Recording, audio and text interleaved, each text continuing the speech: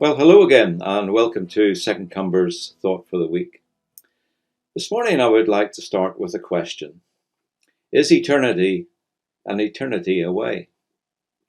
In other words, when was the last time you thought about your place in heaven?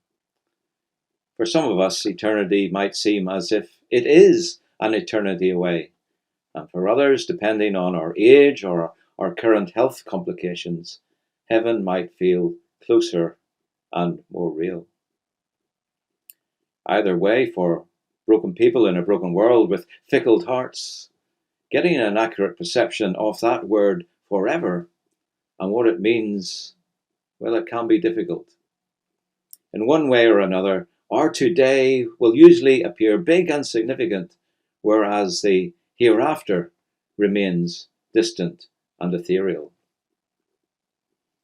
I think it is true for each of us to have a constant struggle as we look at our present lives through the lens of eternity and not give the present more weight than it actually has. And that is why I love and need to be reminded of the words of the Apostle Paul in 2 Corinthians 4, verses 16 to 18. And it goes, "So we do not lose heart. Though our outer self is wasting away, our inner self is being renewed day by day. For this light, momentary affliction is preparing for us an eternal weight of glory beyond all comparison, as we look not to the things that are seen, but to the things that are unseen. For the things that are seen are transient, but the things that are unseen are eternal." Within this, notice that Paul does not deny the existence or minimize the importance of today, but he does so with a proper perception in light of heaven. For compared to the eternal weight of living with God in a fully restored world, the troubles, the tasks, the pleasures, the celebrations of the here and now are but light and momentary. In Psalm 73, verse 20, this characterizes this present life as a dream when one awakes. What does that mean? Well, in the moment, a dream can seem more real than your actual life. But when you wake up, it all disappears as with a vapor. In other words, a dramatic moment of the dream can't be compared to the many, many years that make up your real life.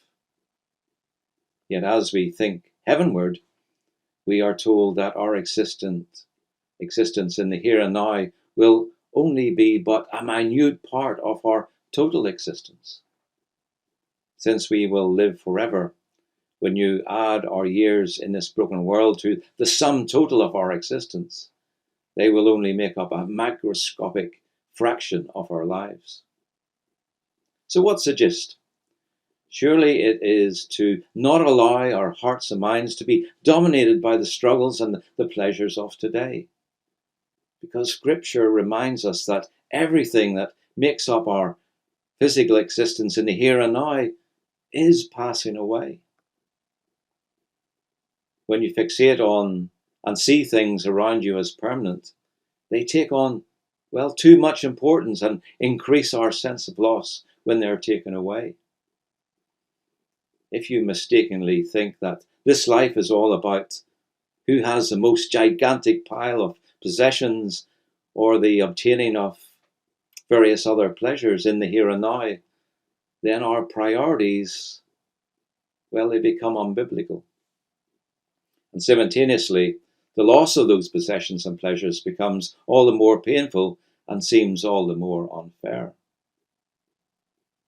If you have been brought into the family of Christ, today is not your final destination, but a preparation for your final destination. Sadly, many of us cause our own trouble with this sense of eternity amnesia. We forget who we are and what we have been given for today, and perhaps more importantly, what is promised tomorrow. Don't look at this present moment as if it is all there is and all that you have. For heaven guarantees that all this is but temporary. Eternity tells every child of God that the bulk of our existence will be lived in a place of eternal peace and rest and joy. And yes, assuredly, eternity not only provides us with a future hope, but also with a living hope in the here and now. So God bless. I'll catch you soon. Goodbye.